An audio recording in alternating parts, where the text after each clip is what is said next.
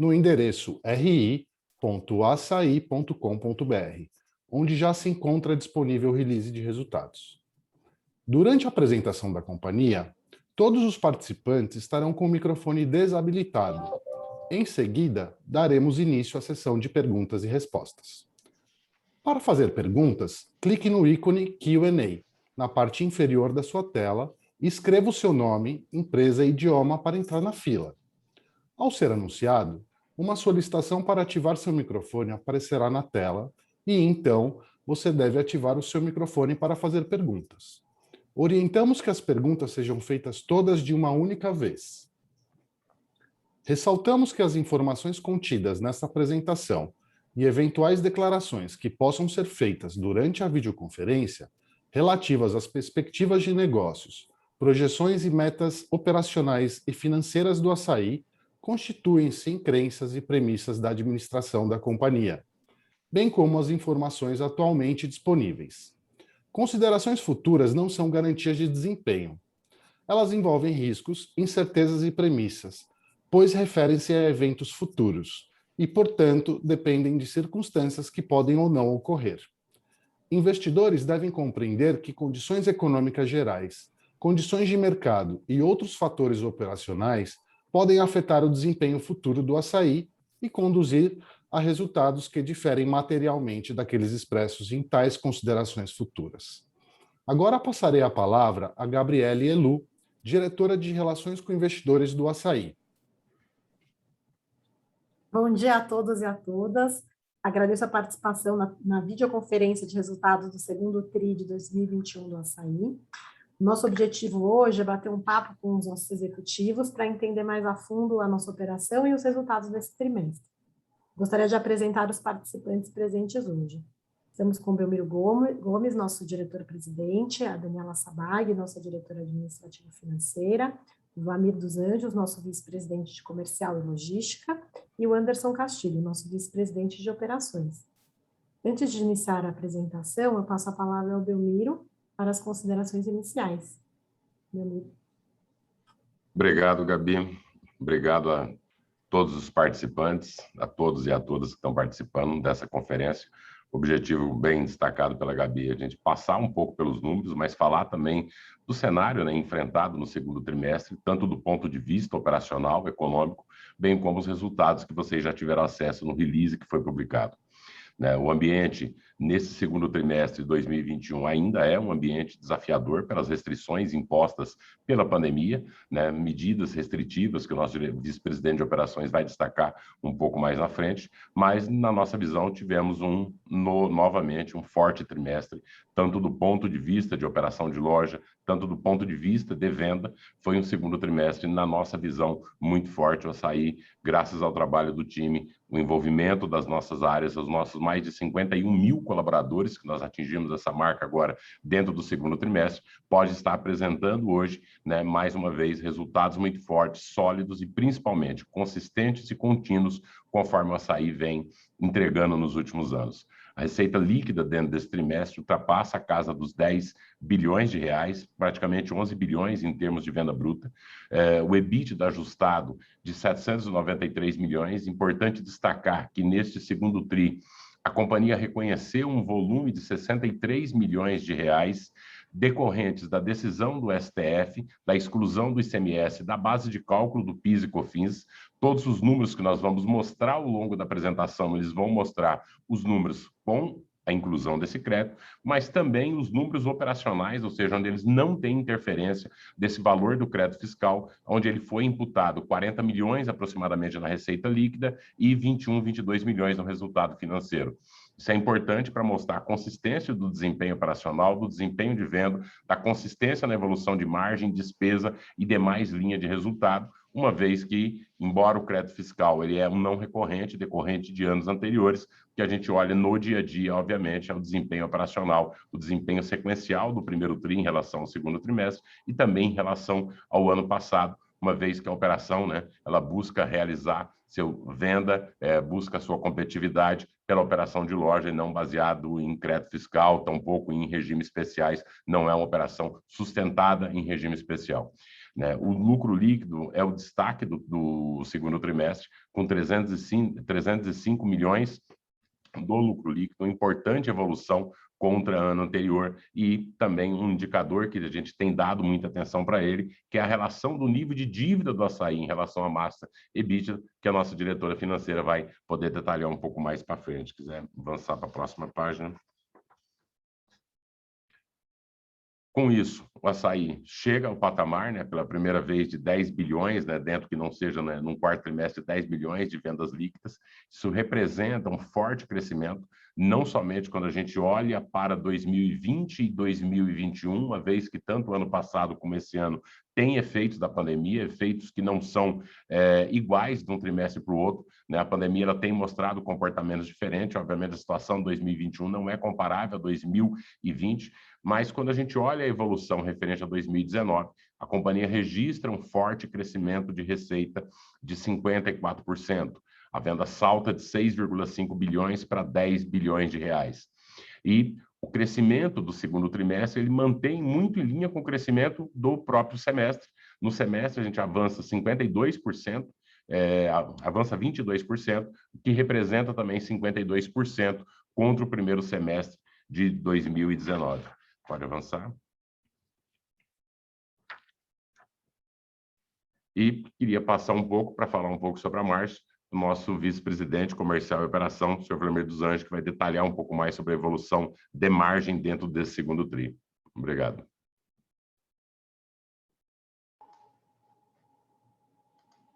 Bom dia a todos e a todas. É um prazer poder estar falando com vocês. Acho que, ao invés de falar dos números, né, eu acho que eu vou falar os motivos que levaram a essa robusta entrega de margem nesse segundo tri de 21.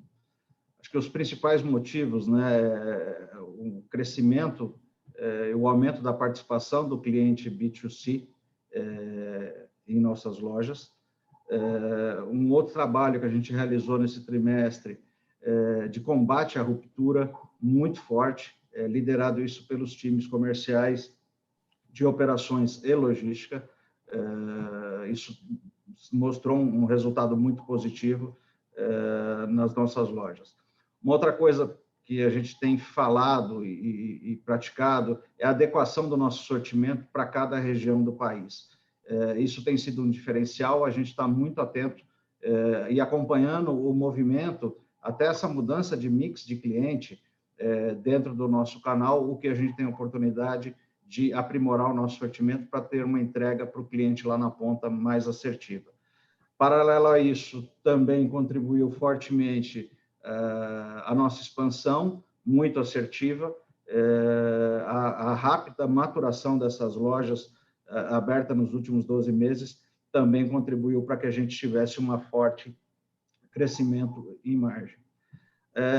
A gente teve nesse trimestre um forte calendário promocional, várias ações que foram feitas durante o TRI, mas eu gostaria de destacar algumas que eu acho que foram fundamentais aí para a entrega desses números, né? Que foi a campanha de Páscoa, Dia das Mães, Copa do Nordeste e São João. Além dessas campanhas todas, a gente tem conseguido converter isso em venda e margem no piso de loja. Paralelo a isso, né, pode ter um questionamento, né, do aumento de margem.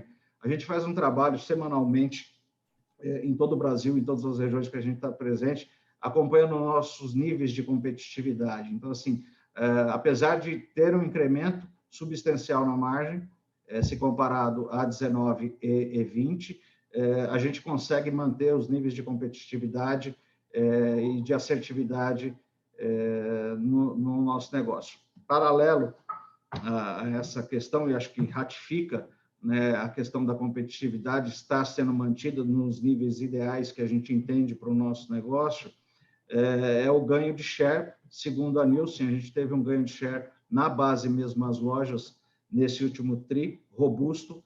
Isso corrobora com a nossa estratégia assertiva. Para finalizar, quando a gente olha para a margem bruta, né, como está aí na tela, a gente adicionamos aí 350 milhões de margem nesse trimestre, um crescimento de 26% se comparado ao segundo TRI de 20, um pouco acima até do que da própria venda. Acho que isso fecha, vamos dizer assim, com uma boa captação, né, de toda essa questão que nós fizemos, tanto de olhar para a questão de sortimento, competitividade, enfim, e ativação em pisos de loja. Acho que a gente encerrou o trimestre de uma forma muito boa. Antes de passar a palavra para o vice-presidente de operações, o Anderson, eu gostaria de fazer um agradecimento a toda a nossa equipe, em especial as áreas comerciais e logísticas, agradecer ao time pelo empenho, pela dedicação e pelo engajamento que tem se mostrado não só nesse TRI, mas nessa longa trilha que nós temos percorrido. Muito obrigado a todos e passo a palavra ao Anderson. Obrigado. Obrigado, Wlamir. Bom dia a todos e todos. Olhando um pouco desse slide aqui, a gente fez uma visão operacional onde mostra uma redução de 10 bips, né? Alocando as despesas de Covid de 2020 para ficar uma visão mais comparável. E aí, olhando para esse cenário, ele mostra aí principalmente uma disciplina muito forte do nosso time operacional, nosso time de loja, onde tem isso muito claro, muito no DNA nosso, né? Que a gente coloca sempre isso como DNA nosso. Trabalhar um preço baixo e com o nosso controle de gastos, né?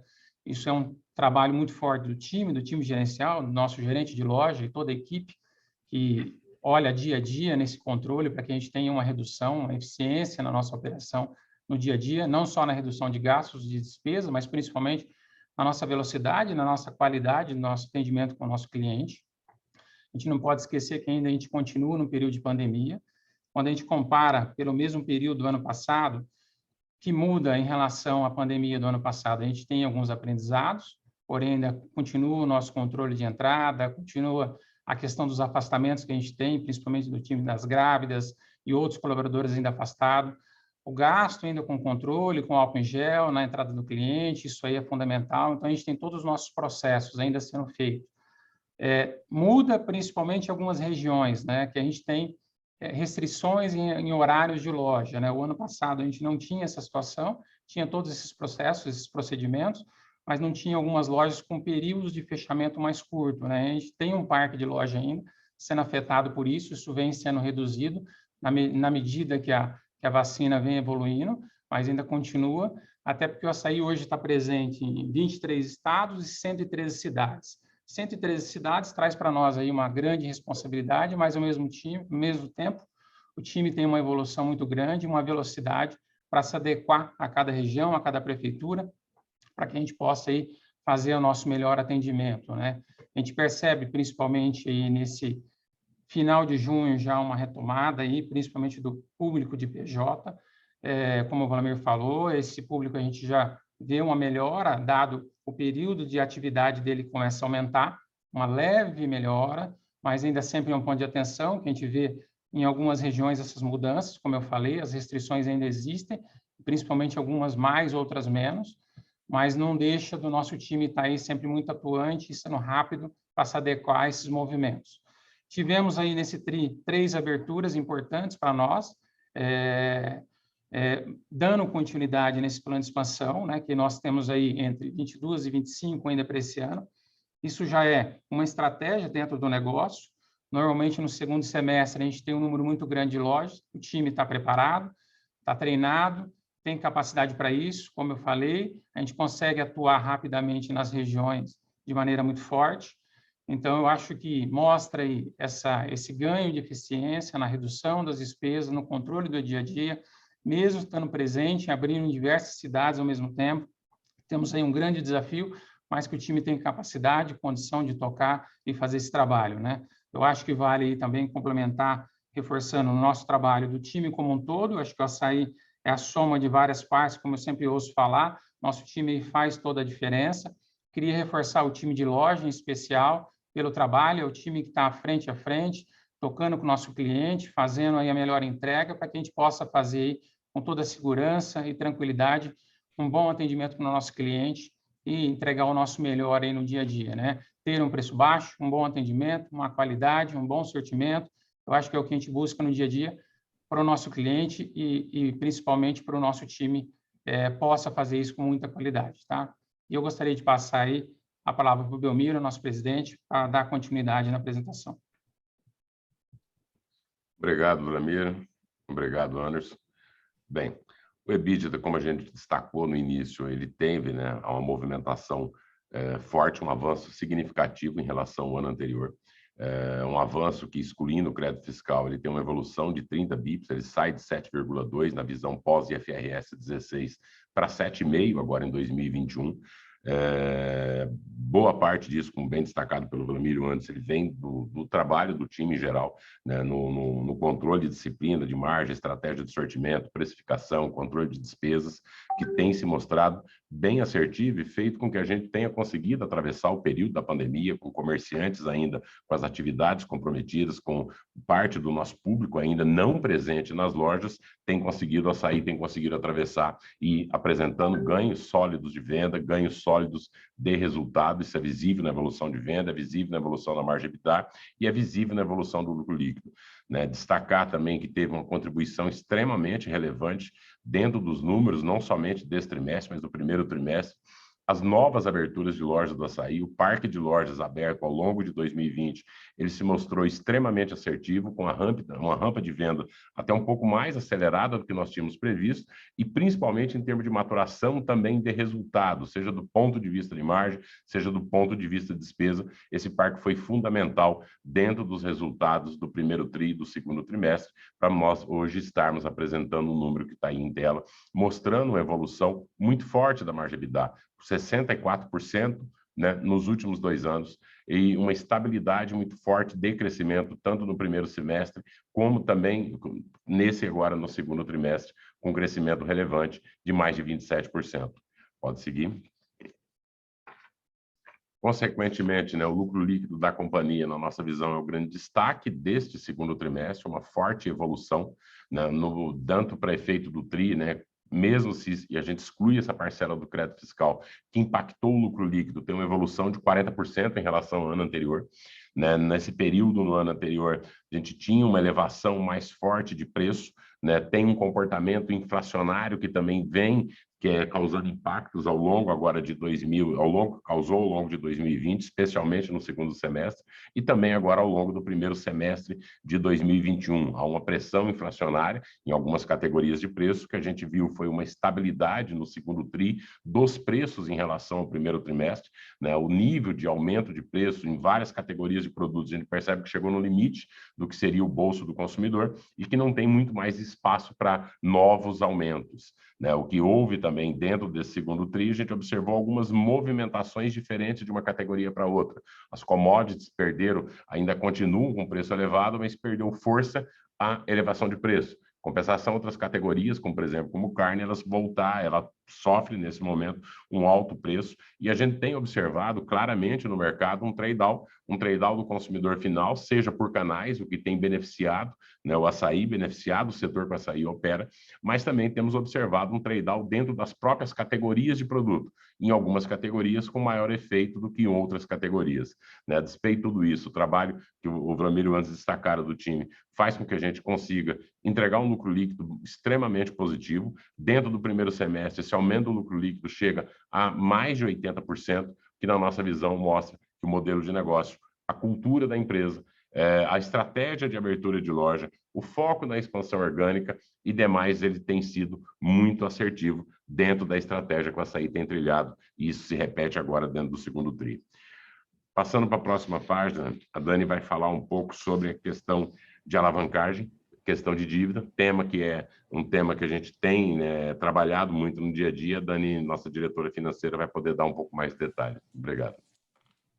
Obrigada, Belmiro. Bom dia a todos.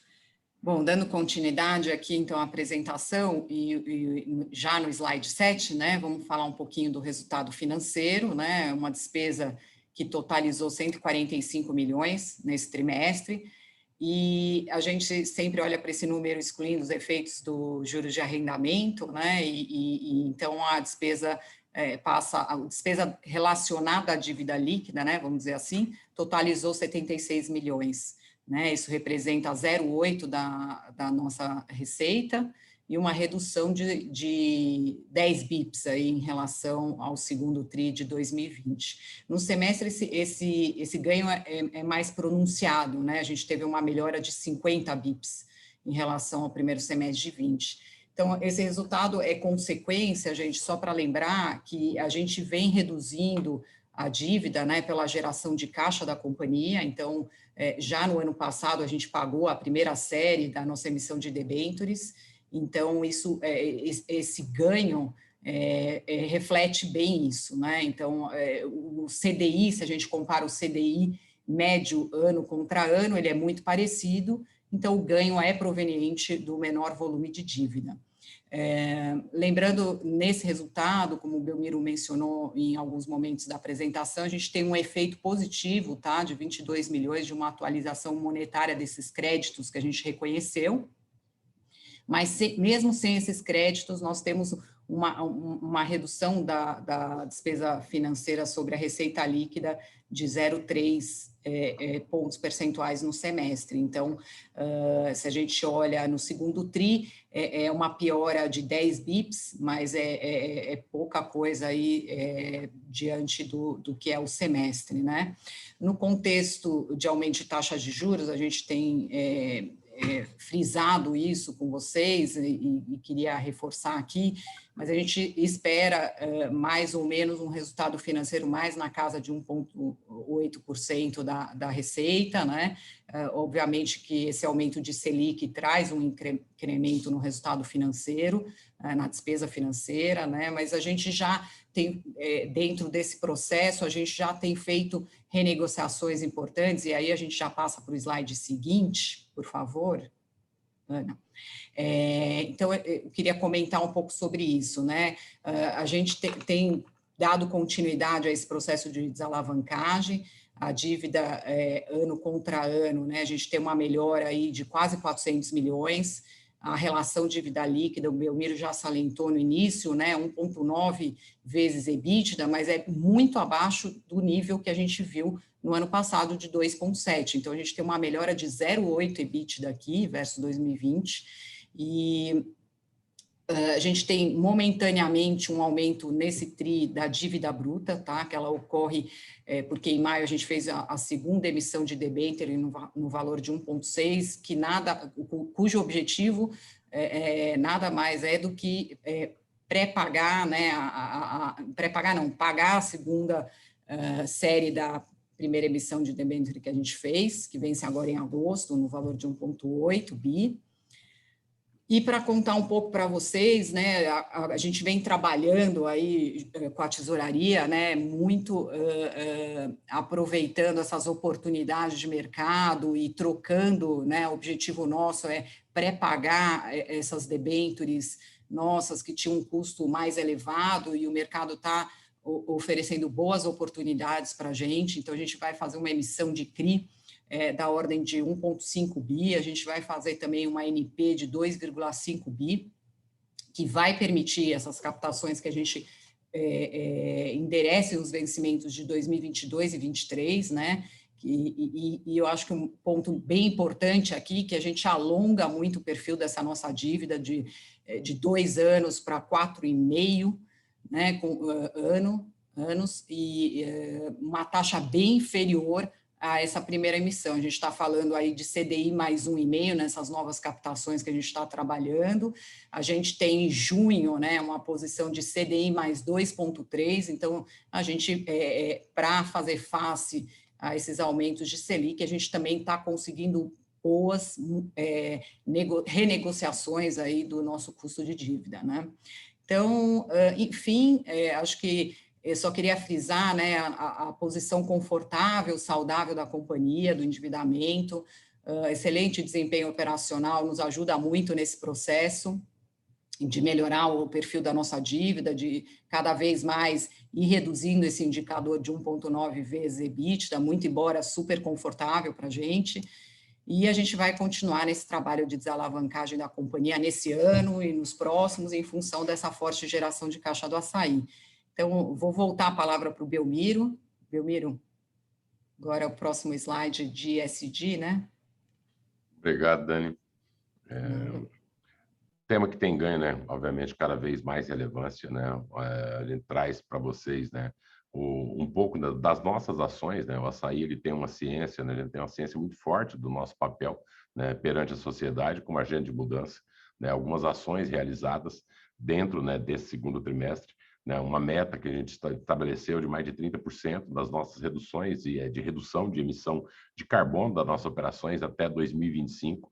Vários temas hoje de ESG, eles estão atrelados à remuneração variável da média e da alta liderança, aproximadamente 5% da remuneração variável hoje são compostos com esses indicadores. Teve uma série de outras iniciativas, desde um aumento na taxa nossa de reciclagem, de destinação de resíduo para aterro sanitário, além de uma série de outras que visam, né, promover um ambiente não somente de trabalho justo, mas perante a sociedade, numa busca contínua, num trabalho pela igualdade de gênero, pela igualdade racial, pela igualdade de tratamento com todos os colaboradores. O açaí conta hoje com mais de 25% de mulheres em cargo de liderança, 65% dos nossos colaboradores se autodeclaram como pretos ou pardos. Nesse trimestre também a gente teve a oportunidade de fazer uma parceria com a Transemprego, tivemos também a oportunidade de fazer uma adesão ao Fórum de Empresas de Direito LGBTQIA+, dentro do papel que o açaí tem, né? Isso não é apenas algo, né, colocado para fora da companhia, mas isso é trabalhado muito dentro da companhia. Como exemplo, a gente tem, por exemplo, a nossa cota de PCDs, o açaí opera hoje com mais de 5,2%, se acima, inclusive, da cota legal de colaboradores com algum nível de deficiência,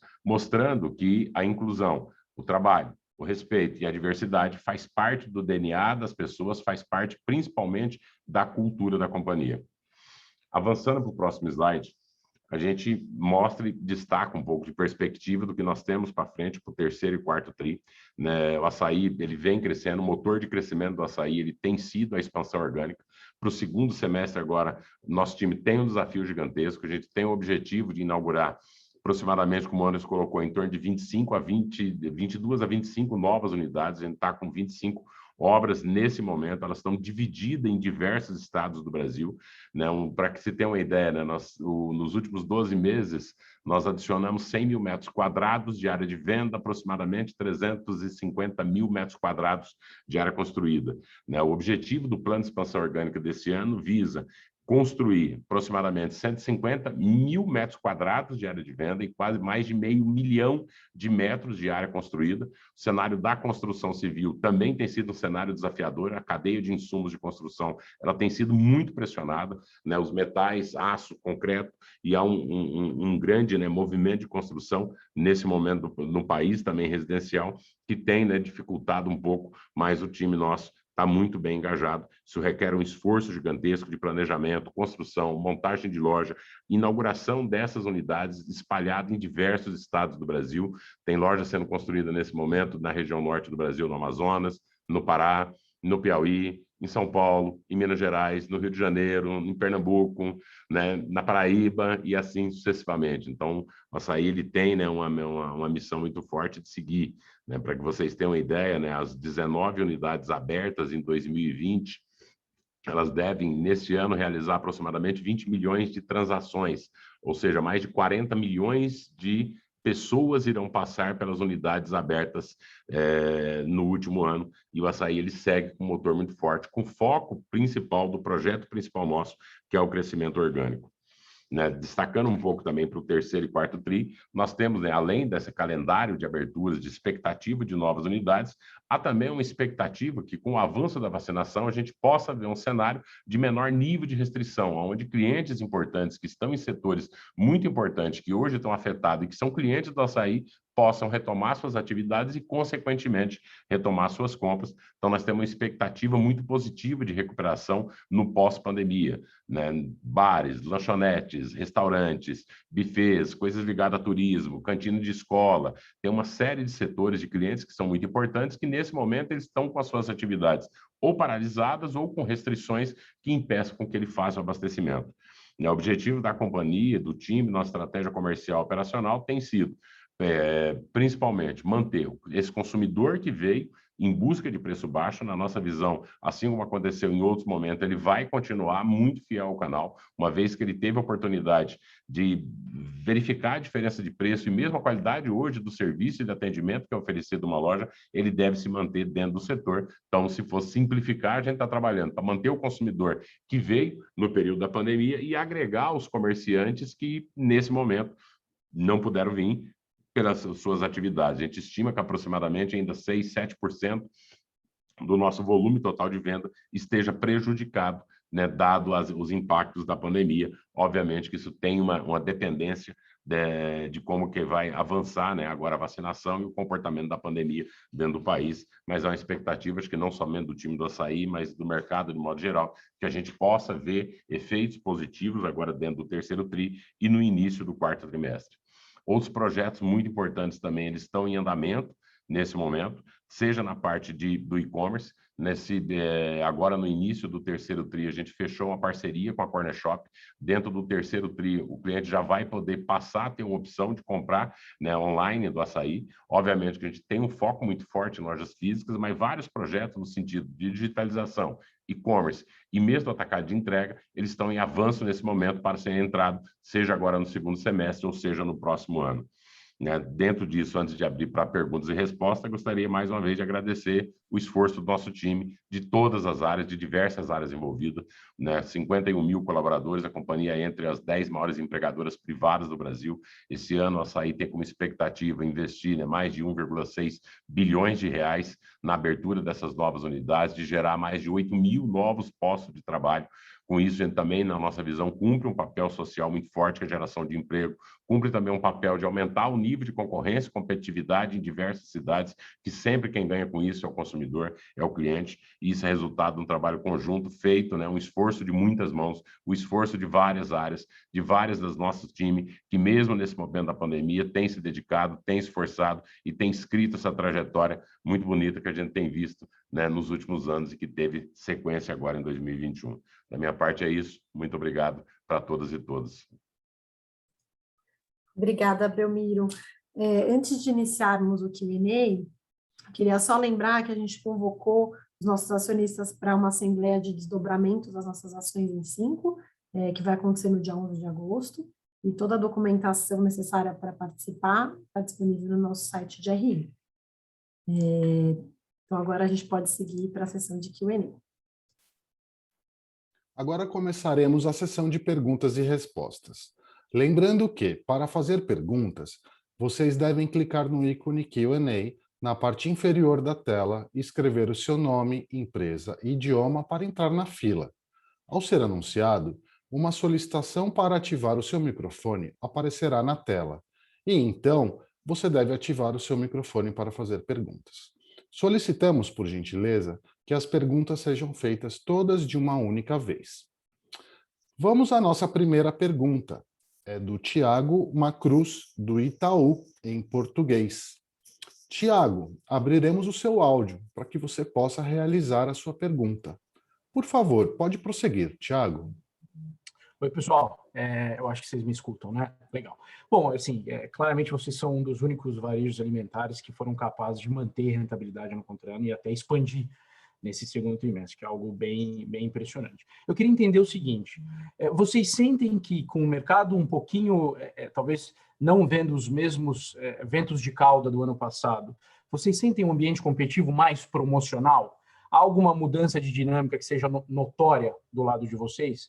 E a minha segunda pergunta é, vocês colocaram agora no final da apresentação que tem aí 6, 7 pontos percentuais, eventualmente, de top line a mais, em um cenário em que o transformador volte a operar num patamar parecido com 2019.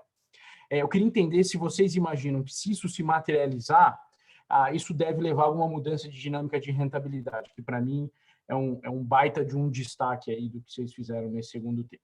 São minhas duas perguntas, pessoal. Obrigado.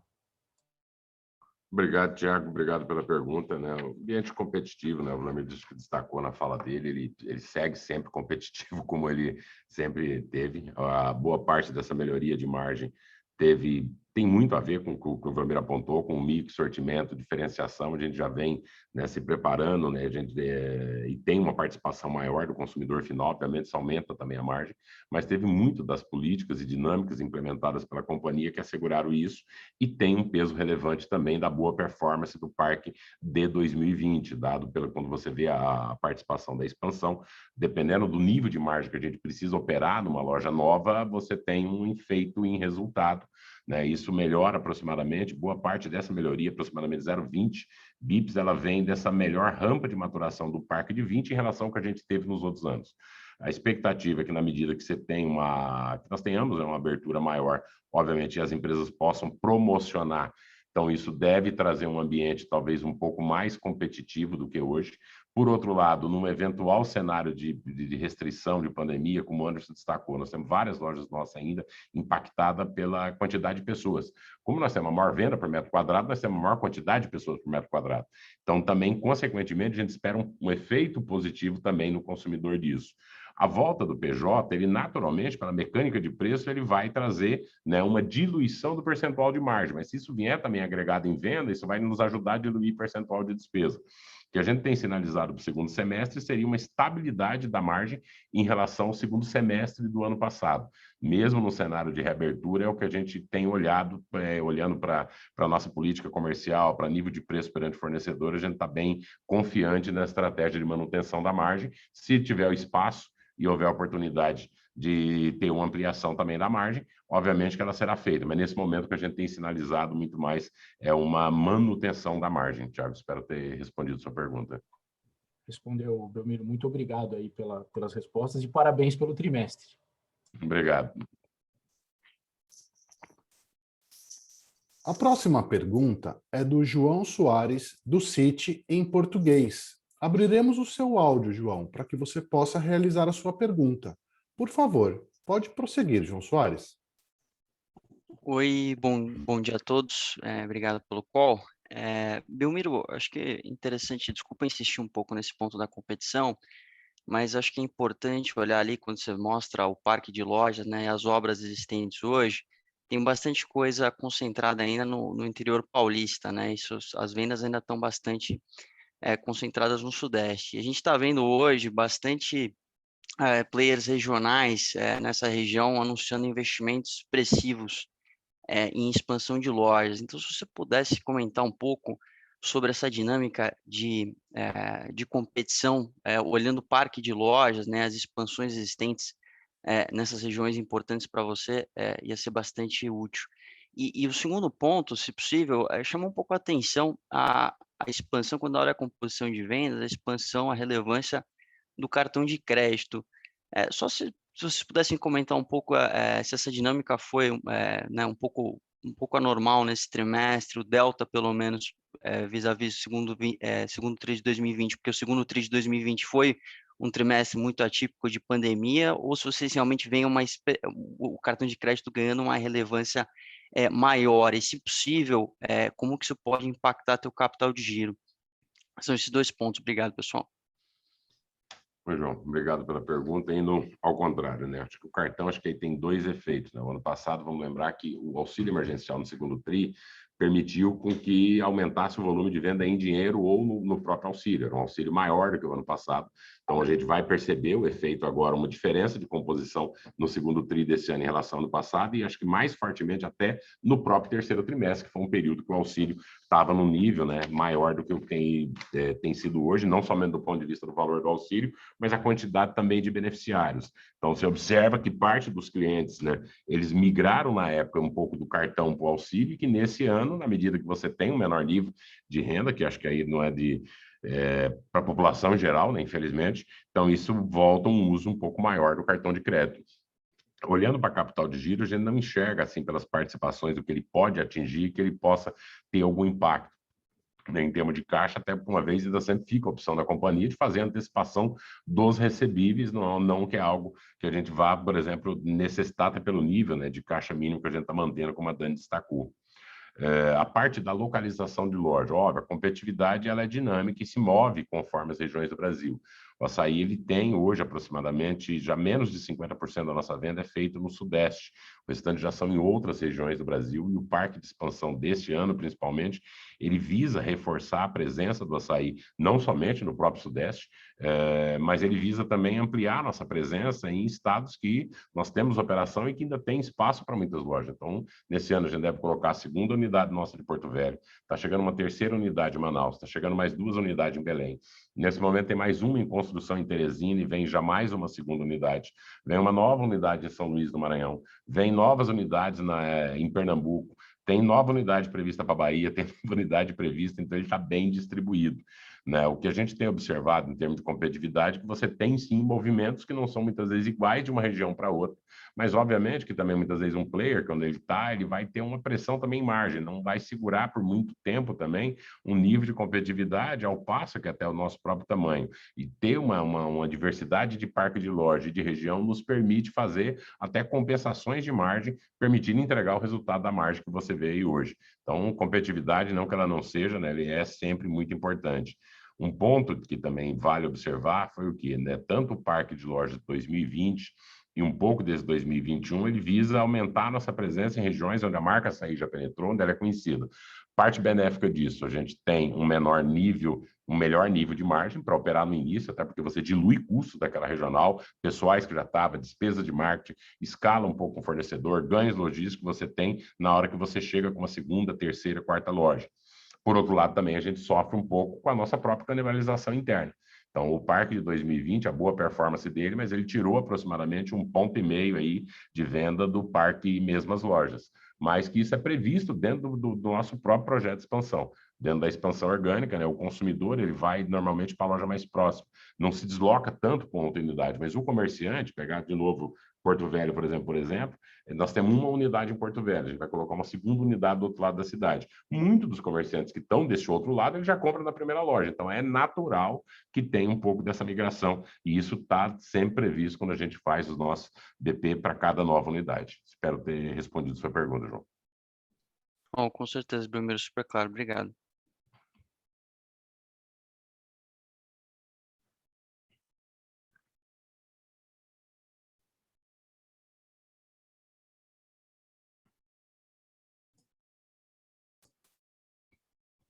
Próximo. A próxima pergunta é da Daniela Eiger, da XP, em português. Vocês podem liberar o áudio da Dani, por favor? O microfone.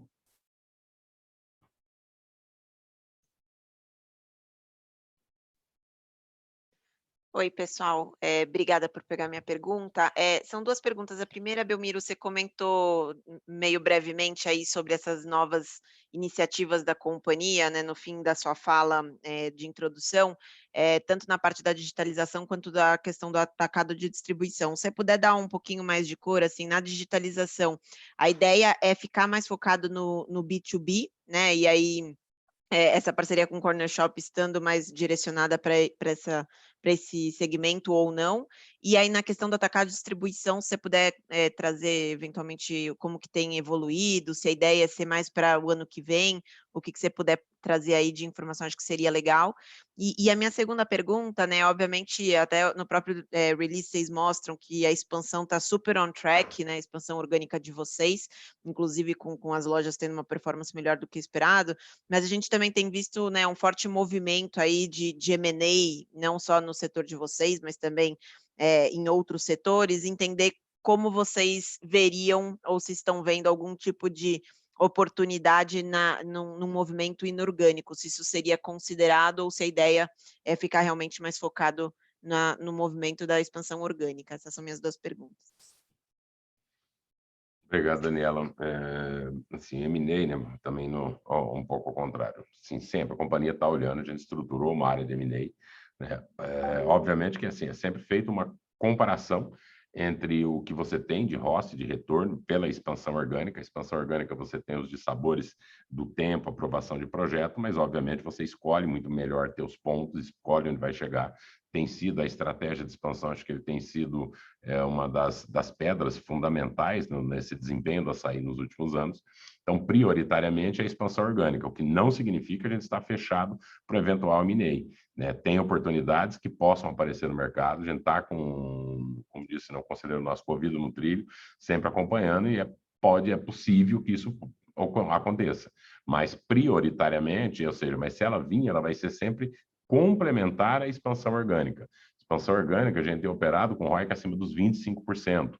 Né, teve algumas aquisições que a gente viu no mercado, né, de algumas companhias, né, talvez quando se faz a comparação para o adquirente, ele comparou a expansão orgânica dele com a aquisição, e aí talvez nesse caso a decisão tenha sido mais vantajosa, né, a política de cada uma das companhias, mas a gente não está com o ouvido fechado de maneira alguma, né, pode ser que ele aconteça.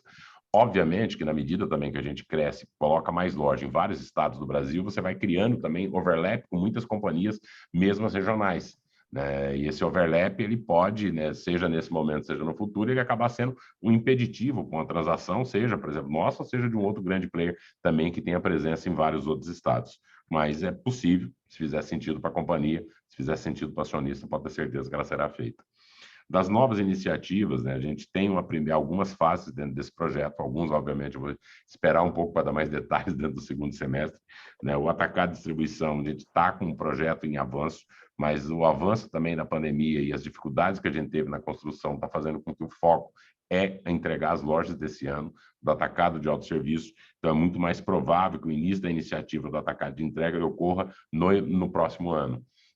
Na parte da digitalização, né, tem essa primeira parceria que a gente fechou com a Corner Shop, né, quando a gente fala para o público B2B, a gente tem já um canal interno que a gente está reestruturando ele, a gente vê um potencial muito forte, né, com o B2C, né, como eu falei, né, em outras oportunidades, né, quando a gente estava como subsidiário do GPA, a gente entendia que já estava sendo feito como grupo. Né? Agora o Assaí ele passa a ter, né, seus meios próprios, a gente está estruturando o projeto, acho que vem novidades aí bacanas por aí, né? Ela vai iniciar agora dentro do segundo semestre.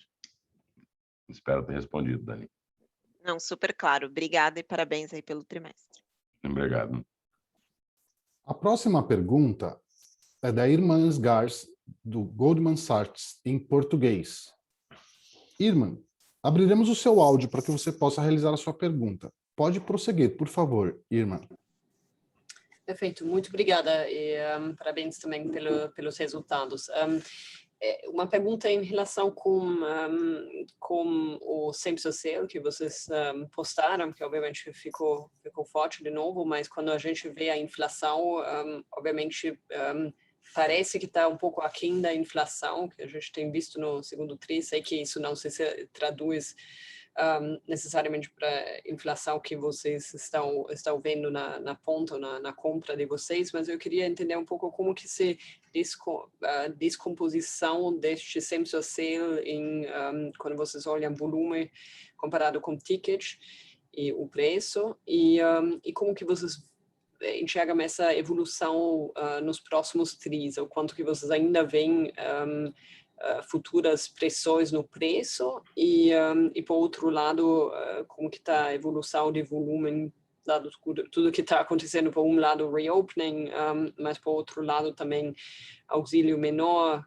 pressões da inflação no bolso do consumidor. Queria entender um pouco o momento aí. E há uma outra pergunta, pressões no custo de logística, se vocês estão enxergando alguma coisa neste sentido, ou se tem sido menos uma preocupação. Obrigada. Obrigado, irmã. Quando faz a composição, assim, a pressão inflacionária, no segundo, por exemplo, pelo menos no início do ano, a gente esperava até que os preços estivessem, né, num nível menores que estão hoje. O que a gente observou no segundo tri foi os preços muito estáveis, com uma tendência de baixa, ela perdeu força, né, o percentual inflacionário. Parte não é porque também o preço caiu, porque no fim a base, quando o ano passado ela já estava em elevação nesse momento. E o que a gente tem visto? Tem tido um trade-out também importante do cliente, né? O cliente tem tido dificuldade para manter seus hábitos de consumo. Isso não é uniforme em todas as categorias de produtos. Se você olhar, por exemplo, commodity, ou mesmo, por exemplo, um arroz, por mais que ele tenha subido, o preço de um pacote de arroz, ele não é, assim, inatingível ao ponto praticamente da pessoa fazer uma mudança na marca. Então, numa categoria igual essa, embora com elevação de preço, você tem um baixo trade-out. Quando você vai, por exemplo, uma categoria igual carne, essa tem um trade-down muito forte. A pessoa tem trocado, por exemplo, a proteína bovina por frango. Então, quando você olha no total, a gente teve um efeito trade-down aí superior a 5%, né, dentro das mesmas categorias no trimestre. Então, como você bem falou, a gente olhou no segundo TRI, na base mesmas lojas, a gente ficou estável em termos de volume. Para poder fechar essa conta com a inflação, é o quê? O trade-down, que joga para baixo, a própria composição inflacionária, que vai chegar muito na base mesmas lojas que a gente teve. Então, os volumes eles ficaram estáveis em relação ao segundo trimestre do ano passado, e a gente tem um aumento no número de tickets, mas o aumento do número de tickets, na nossa visão, a gente até desconsiderou um pouco ele, porque ele pode ser muito mais o comportamento que o cliente adotou na pandemia, que o ano passado ele restringiu visitação, né, dentro das lojas e concentrou numa única compra. Na medida que algumas cidades você tem hoje, né, um impacto menor da pandemia, né, em relação ao ano passado, você percebe o consumidor voltando a fazer a tradicional compra abastecedora, mas ele normalmente também fazia uma compra repositora dentro do próprio mês. Então, a gente está com um pouco de cautela para a hora na avaliação dessa questão de tickets, porque isso pode ser simplesmente um movimento de efeito. Mas, em termos de volume, ele acabou sendo positivo em relação ao ano passado, irmã. Claro. Positivo não, estável. Não sei se ficou claro a pergunta, a resposta. Sim, perfeito. Tinha ainda uma pergunta sobre pressões na logística, se vocês estão sentindo alguma coisa. Flamir, quiser responder do frete, logística? Oi, irmã. A gente ainda, apesar da elevação do diesel, do combustível, de um modo geral, o impacto na ponta ainda não aconteceu, e a gente tem tido também ganho de produtividade com o amadurecimento das nossas operações, ampliação em alguns estados, das nossas centrais de distribuição, que a gente não vê com preocupação impacto logístico agora no próximo semestre. No primeiro semestre não tivemos impacto e deve permanecer com os mesmos níveis de despesa em relação à venda. O custo logístico não deve se alterar, não. Perfeito. Bem claro. Obrigada. A próxima pergunta é do Andrew Rubin, do Morgan Stanley. Andrew, abriremos o seu áudio para que você possa realizar a sua pergunta. Por favor, pode prosseguir, Andrew. Great. Thanks very much for the question. I was wondering if you could talk a bit more about the trends in SG&A. We noticed the leverage even when including the COVID costs. It seemed like a bright spot. So what are some of the specific store or corporate level initiatives supporting this performance, and how far along are you in these initiatives? Thank you.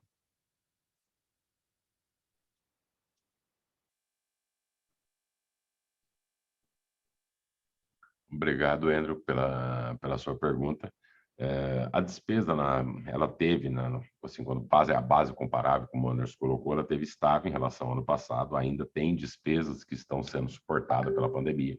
A gente continua com o controle de fluxo em loja, mesmo questão de higienização, colaboradores afastados. Então, há uma pressão no SG&A pela pandemia, que, na nossa visão, obviamente, na medida que a pandemia ela diminuir, a gente tem algumas expectativas de ganho na linha de SG&A em virtude dos protocolos sanitários que estão seguidos pela Covid, mas a gente ainda não tem considerado, a gente não quer cravar, por exemplo, uma expectativa de data, uma vez que você pode, infelizmente, ter uma nova variante, ou ainda o percentual de população vacinada no Brasil ainda é baixo, com as 2 doses, então a gente não prefere ser um pouco cauteloso para esperar uma eventual captura de ganho dentro dessa linha, né? Eventuais outros projetos nas linhas gerais, a gente teve um aumento nas despesas corporativas depois da cisão com o GPA, até pela própria cisão, criação de novas áreas, serviços que eram feitos, era um pouco marginalmente de forma compartilhada, mas eles passaram a ser totalmente individualizados entre as duas companhias. Então, na nossa visão, o que a gente tem sinalizado é um percentual de despesa estável de SG&A em relação ao ano anterior, tanto uma estabilidade em margem EBITDA como uma estabilidade. Isso não significa que a gente não teve ganhos importantes. Teve algumas linhas de despesa, por exemplo, se pegar, não está dentro do EBITDA, né, pós-IFRS, mas está no EBITDA pré-IFRS e mexe no caixa da companhia, foram as despesas de aluguéis. O aluguel, né, que parte do parque de loja, que ele é corrigido pelo IGPM, o IGPM sofreu uma alta assim, muito pesada esse ano, uma inflação muito acima do que era o esperado, o índice batendo na casa dos 30%. Né? Mas outros ganhos que a gente teve, né? Seja principalmente linha de quebra, disciplina operacional, algumas reduções em custo de energia, né? E otimizações de alguns outros processos nos permitiram anular esse efeito, mesmo quando a gente olha na visão pré-IFRS 16, mas a sinalização, a expectativa, a gente não quer dar nenhuma expectativa de possível potencial de melhoria, uma vez que a questão da Covid, obviamente, não depende, né? Depende muito, a gente torce muito pela diminuição dela, mas pode ser que não ocorra. Né? Obrigado. A próxima pergunta é do Joseph Giordano, do JP Morgan, em português. Joseph, abriremos o seu áudio para que você possa realizar a sua pergunta. Por favor, Joseph, pode prosseguir. Perfeito, obrigado, Belmiro, Gabi, parabéns pelos resultados. Eu tenho duas perguntas, acho que a primeira delas se vocês têm algum entendimento do que poderia ser de impacto positivo por conta de uma reforma tributária envolvendo ICMS, então questões de incentivos que ajudariam vocês a ter maior competitividade na cadeia. E o segundo ponto, acho que é tentar entender um pouquinho a estrutura de capital, como a gente deveria olhar para daqui para frente, né? A gente viu uma pequena transação de sale leaseback acontecendo recentemente, queria entender se a gente deveria ver mais transações do tipo daqui para frente e o que seria talvez um nível de alavancagem ótimo que a gente deveria olhar para a companhia daqui para frente, até para tentar entender o que poderia ser distribuição de dividendos, né? Então, tem uma geração de caixa bastante robusta, tem um capex também bastante pesado com essa aceleração, mas de qualquer modo ainda sobraria algum tipo de caixa para distribuir. Então, eu queria entender esses três pilares. Obrigado. Acho que só falando da operação de BTS, que na realidade ela foi muito mais um BTS do que um sale leaseback. Na medida que a gente mantém, né, um plano de expansão, a gente, na realidade, acelera o plano de expansão, ele requeriria maior nível de investimento. A operação que foi feita, e podem ser feitos novos, é que ao invés de construir 100% das lojas, a gente fez uma operação igual essa que fizemos recente, que uma unidade, que essa sim era performada, mas as outras unidades seriam unidades a performar. Então, a operação, embora ela é um misto de BTS e de sale leaseback, ela visa muito mais diminuir o nível de investimento que a gente precisa fazer para seguir com a expansão. Então, outras operações nesse sentido, elas podem acontecer, mas isso não mexe com o parque de lojas atual do Assaí. Ou seja, ele é uma contribuição, uma ajuda, na realidade, de usar capital de terceiro. O mercado tem se mostrado favorável em termos de taxa para a parte imobiliária, né? Muito mais do que teve em anos anteriores, mesmo com as sinalizações de aumento da Selic, que a gente tem visto ainda, né? As operações para fazer um CRIA, para fazer algumas operações ligadas ao mercado imobiliário, ela tem se mostrado vantajosa dentro desse equilíbrio, né? Que a companhia tem buscado fazer entre endividamento e continuar em investimento. Como você bem falou, a companhia é muito geradora do ponto de vista de caixa, né? Então, obviamente, a gente vai seguir tentando fazer o menor investimento possível dentro do parque do plano de expansão que a gente tem. Em termos de dívida, Dani, quer comentar um pouco, em termos de nível de alavancagem? Posso comentar, sim, Belmiro.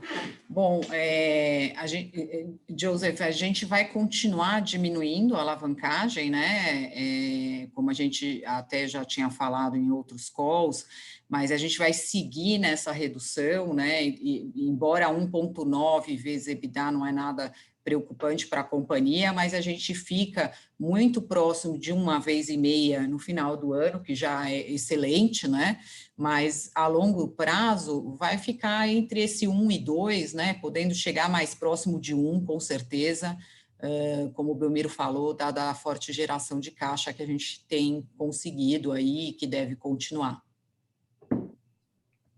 Na questão da reforma tributária, né, assim, a parte, obviamente, se houver uma queda na alíquota do IR, né, o Assaí ele é altamente pagador de IR, pelo lucro líquido aí que vocês têm visto, na medida que isso cai, olhando do ponto de vista da companhia, né, se você tem uma redução na alíquota do imposto de renda, o efeito para nós ele é positivo.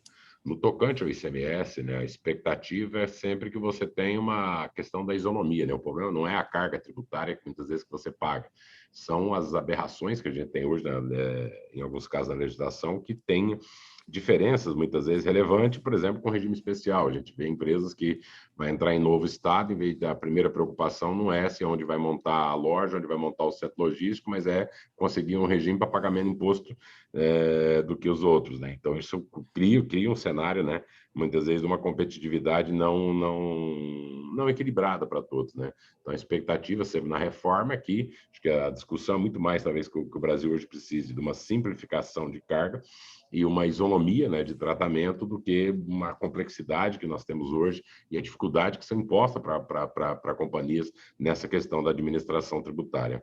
Não sei se ficou claro, Joseph.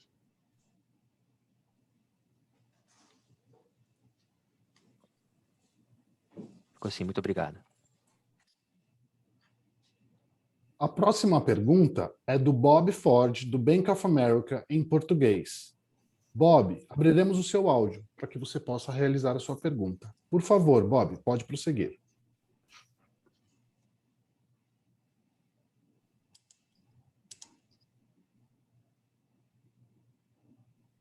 Bob, abriremos o seu áudio para que você possa prosseguir. Por favor. Desculpa. Boa tarde a todos e obrigado pela pergunta. Belmiro, como você está pensando sobre a market share do atacarejo em todo alimentos? Onde ela se estabiliza, em sua opinião? E como você está pensando sobre a inflação de alimentos no balanço do ano? E existe uma relação entre as ondas de inflação e o crescimento de novos compradores, por favor? Bem, em termos de market share, né, o que a gente tem visto, olhando para canais, né, o cash and carry, o atacarejo tem ganho participação relevante nos últimos anos. Né? Todos os movimentos que a gente olha ainda, ele deve continuar, ainda tem um período ainda de ganho. Quando a gente olha pela taxa de penetração em domicílios no Brasil, né, e olhando o que seria o público-alvo do atacarejo, você tem regiões onde o modelo está bem mais penetrado, mais bem adensado, que está em torno de 92% dos domicílios. Mas tem região ainda do Brasil que só está 50%, 40%. Então, dentro disso, a gente enxerga ainda que o atacarejo ele vai ganhar pela proposta de valor que ele tem levado em termos não somente, aí não é somente preço, tem tido uma preocupação cada vez maior com a localização de loja, com a experiência de compra, com a ambientação, com o Vlamir destacou, com ampliação, né, de sortimento principalmente para o consumidor final. Então, o setor, de forma geral, também ele tem investido em inovação, em alguns casos se adaptado até a regiões diferentes do Brasil. Por exemplo, nós mesmos estamos adaptando, incluindo serviços de algumas regiões que nós entendemos que isso é necessário. Então, isso nos faz estimar ainda um crescimento do mercado como um todo e, óbvio, que também tem a competitividade e a competição entre os players dos setores também. Né? Então, dentro do nosso plano de expansão, a gente tem todos esses fatores em consideração, tanto que a gente está estimando aí a abertura, né? A gente está estimando, a gente vai abrir 75 novas lojas aí dentro entre 2021, 22 e 23. Então, a gente ainda deve ver o setor aí ganhar pelo menos aí mais 6 pontos de participação dentro dos canais alimentares do Brasil. Né? A inflação do segundo semestre, não sei se você quer comentar um pouco sobre a expectativa. Sim, por favor. E se você percebe uma relação entre ondas de inflação e crescimento de novos compradores para açaí. Quer seguir, primeiro? Oi, falando um pouquinho da inflação, Bob, a nossa expectativa, vamos dizer assim, é a manutenção de preços, né? Porque a gente, no segundo semestre de 2020, tivemos uma evolução significativa de preços em todos os segmentos. O que a gente tem olhado agora é uma certa estabilização e você tem movimentos que são isolados de alta ou baixa de preço. Então, assim, a gente acredita mais na manutenção, até porque também se limita ao poder aquisitivo da população, que está bastante comprometido em detrimento da pandemia, enfim, e as questões de uma diminuição do auxílio. Então, a gente não vê muito espaço para uma subida de preços como a gente teve no ano passado. Então, assim, a gente acredita mais na manutenção do que a gente tem visto, olhando para a parte de alimentos e produtos de limpeza e higiene pessoal, de um modo geral. Os commodities, como sempre, eles têm essa oscilação de preço, né? São muito voláteis, né? Semana sobe, semana desce. Você tem movimentos por questões climáticas, dólar, exportação, enfim. Mas isso tem todo ano. Acho que a gente está com uma expectativa que, diferente do que aconteceu no segundo S, é uma manutenção nos preços de mercadoria e se tiver elevação, uma pequena taxa de elevação. Não sei se respondi a sua pergunta. Sim, obrigado, mas também queria saber se vocês percebem uma relação entre as ondas de inflação e o crescimento de novos compradores para açaí. Você quer falar, Belmiro? Sim, assim, tem indiscutivelmente, né? Tanto que quando a gente olha, se você olhar para os canais alimentares da Nielsen, você vai ver que tem uma diferença de performance gigantesca, dependendo do formato, né? Na medida que você tem, né? Como eu falei inicialmente, a gente tem 2 trade-off acontecendo nesse momento, que é um de marcas, que a gente registra internamente, por um menor nível de renda da população versus o aumento de preço, e outro que é ainda um de canais, né? Um outro de canais que, imagina, se fizer a conta aqui, eu te falei, né, que aproximadamente a gente vai passar 40 milhões de pessoas só pelas lojas que a gente abriu em 2020, então continua assim, é uma busca forte, na medida que você tem um menor nível de renda e você tem um aumento de preço, ainda mais no alimento, o consumidor ele vai sempre evitar o máximo possível trocar a marca que ele está acostumado, principalmente da sua alimentação. Então, isso sim tem gerado um efeito positivo, aí não somente para açaí, mas acho que o setor de cash and care como um todo.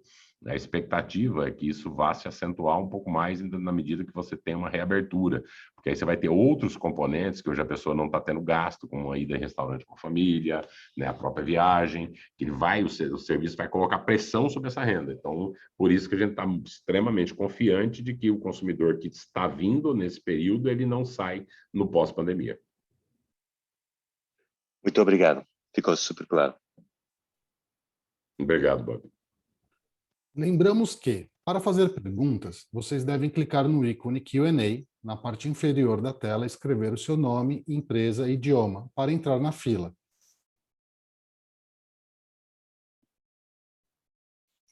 A próxima pergunta é da Fernanda Guerra, da Ibiúna Investimentos em português. Fernanda, abriremos o seu áudio para que você possa realizar a sua pergunta. Por favor, Fernanda, pode prosseguir. Oi, pessoal, tudo bem? Minha pergunta é rápida aqui, eu queria entender um pouquinho melhor a destinação dos recursos das novas captações. Vocês até comentaram ali, né, que deve endereçar as amortizações da terceira e quarta série das debêntures. Vocês têm intenção aí de pré-pagar nos próximos meses? Obrigada. Dani. Temos sim, nosso objetivo é pré-pagar sim as emissões, as séries, né, que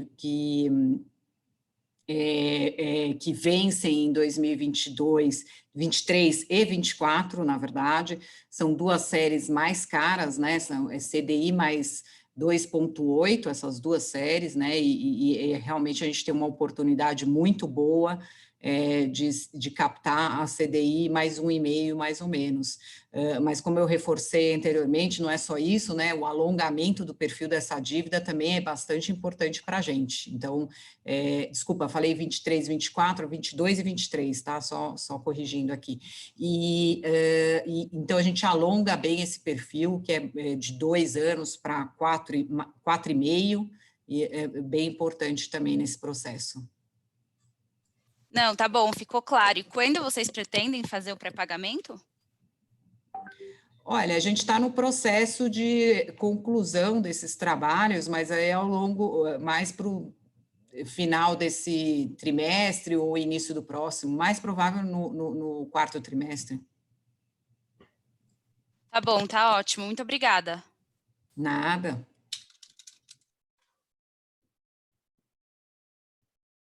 Lembramos que para fazer perguntas, vocês devem clicar no ícone Q&A na parte inferior da tela, escrever o seu nome, empresa e idioma para entrar na fila. A sessão de perguntas e respostas está encerrada, e agora gostaríamos de passar a palavra para as considerações finais da companhia. Bem, antes de passar, né, a palavra para a Gabi, né, agradecer que participaram, agradecer a Dani, agradecer o Vlamir, agradecer o Anderson, que estiveram junto na apresentação. No fim, o time que está aqui, nós somos apenas os representantes de 51 mil colaboradores das diversas áreas, né, de um esforço conjunto que é feito não somente pelo nosso time, até de empresas parceiras. A gente segue nesse crescimento, nessa expansão, na abertura de lojas, no foco de ser um agente transformador da sociedade, levar competitividade, levar preço baixo, né, desafiar os outros, ser desafiado também. Então, dentro disso, a companhia ela escreve uma trajetória muito forte em termos de solidez de resultado, em termos de solidez e consistência de venda, né? E aí vou devolver, muito obrigado a todas e todos, agradeço o nosso time mais uma vez e devolvo a palavra para a Gabi, que ela tem um recadinho muito, muito, muito importante, né, Gabi, para os investidores que estejam ouvindo. Eu já comentei, mas reforço aqui de novo, que a gente convocou para a Assembleia de Desdobramento das nossas ações em 5, né? Que vai acontecer no dia 11 de agosto. Então, para os nossos acionistas que tiverem interesse em participar, acho que é bom para todo mundo, né? Uma ação mais líquida, lembrando que a gente é uma das ações mais caras do Ibovespa, podem procurar a documentação necessária no nosso site de RI. E é isso, agradeço em nome da companhia a participação nessa videoconferência e a equipe de RI está à disposição se houverem novas dúvidas. E como vocês sabem, é só entrar em contato que a gente atende todo mundo. Muito obrigada. A videoconferência de resultados referente ao segundo trimestre de 2021 do Assaí está encerrada. O Departamento de Relações com Investidores está à disposição para responder às demais dúvidas e questões. Muito obrigado aos participantes e tenham uma boa tarde.